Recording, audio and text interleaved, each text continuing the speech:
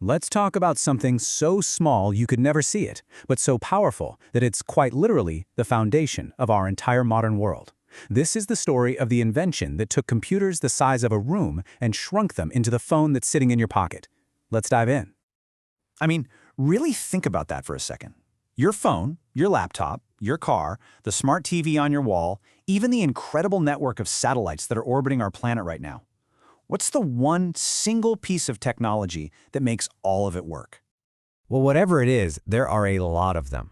A single advanced computer chip can have more than 92 billion of them packed inside. That's not just a big number, that's more than 10 times the number of people on planet Earth, all crammed into a space smaller than your thumbnail. It's just staggering.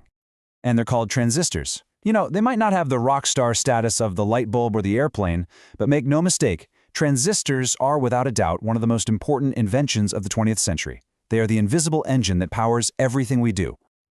So, how in the world did this tiny little component kick off such a massive, yet kinda unseen revolution? To really get a handle on its impact, we have to take a look at the world before it existed. So let's hop in the time machine. Before 1947, the world of electronics was, well, it was clunky. It was a world dominated by glowing glass bulbs, a ton of heat, and a whole lot of inefficiency. The main game in town was this thing called the vacuum tube. Now, it could do the job, it could amplify signals and act as a switch, but at its heart, it was basically just a fancy light bulb. That meant it was fragile, it sucked down a huge amount of power, it got super hot, and you had to wait for it to warm up before it would even start working. I mean, the difference between the two is just night and day.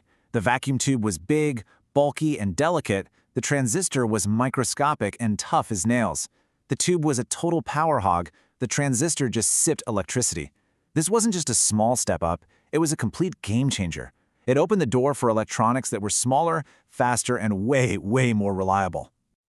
Now, the problems with vacuum tubes were pretty obvious, and scientists knew there had to be a better way. The hunt was on for what they called a solid-state device, something with no moving parts, no filaments that had to heat up, and no glass that could break.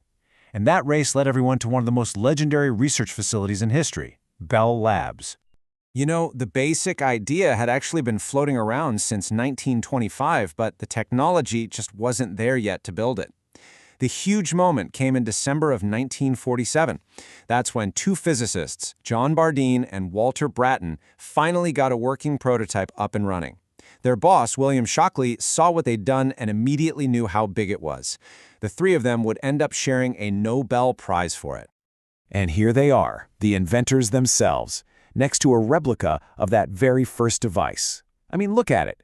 It was a clunky, cobbled-together thing made of wires and gold foil. But it worked. It proved that a little solid device could take an electrical signal and make it stronger. With that one kinda ugly demonstration, the world was about to change forever. Okay, so we know it's a huge deal, but what does a transistor actually do? Well, at its core, its job is surprisingly simple. Let's break it down. The official definition is a bit of a mouthful, a semiconductor device used to amplify or switch electrical signals. Now, amplify is super important for things like radios and stereos, but that switch function, that's the one that really built our digital world. So, why is being a switch so important? Well, it all comes down to binary. Digital information is just a long string of ones and zeros. An on switch can represent a 1. An off switch can represent a 0. Billions of these tiny switches flipping on and off at insane speeds is what lets your computer do, well, everything, from streaming this right now to figuring out a rocket's flight path. All right, so how does it do that flipping? Let's look at the basic anatomy of an early type of transistor. It's got 3 little connections, or terminals: an emitter, which is where the electricity comes from, a collector, which is where it wants to go, and a base, which is the all-important control gate. The best way to think about this is like an electronic drawbridge. Imagine a huge river of electrical current on the collector side, trying to get to the emitter side, but the bridge is up, so the path is blocked. The base is the little lever that controls that bridge.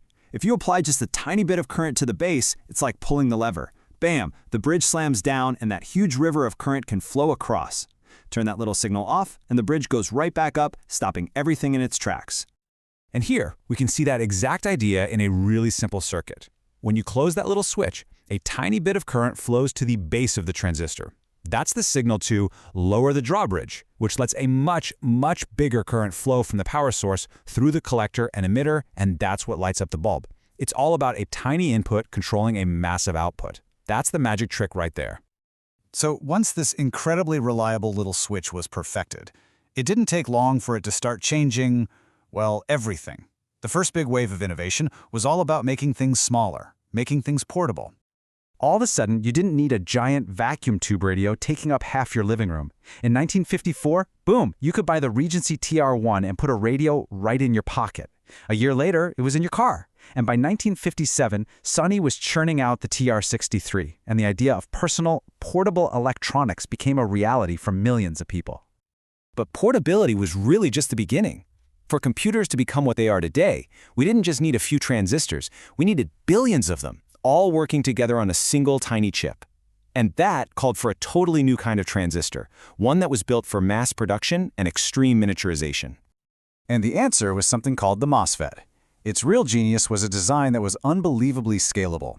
It let engineers not only shrink transistors down to impossible sizes, but also cram them together by the billions on one piece of silicon. This is the innovation that fuels Moore's law, the famous idea that computer power basically doubles every couple of years. Today, pretty much every transistor we make is a MOSFET. So just how many have we made? Get ready for this number. By 2018, it was estimated that humanity had manufactured about 13 sextillion of them. That is a 13 with 21 zeros after it. There is no other object made by humans, not bricks, not nails, not anything, that has ever been produced on this kind of scale. It's literally astronomical. So when you boil it all down, this one little device, this tiny switch, is the fundamental building block of our entire world. It's the single neuron in the massive digital brain we've built, the atom of the information age. It's the tiny switch that, billions and billions of times over, is running your life right now. We went from clunky vacuum tubes to these tiny transistors, and that gave us the entire digital revolution. It really begs the question, doesn't it? What comes next? What tiny invention is being cooked up in a lab somewhere right now that's going to become the fundamental building block of the next 100 years?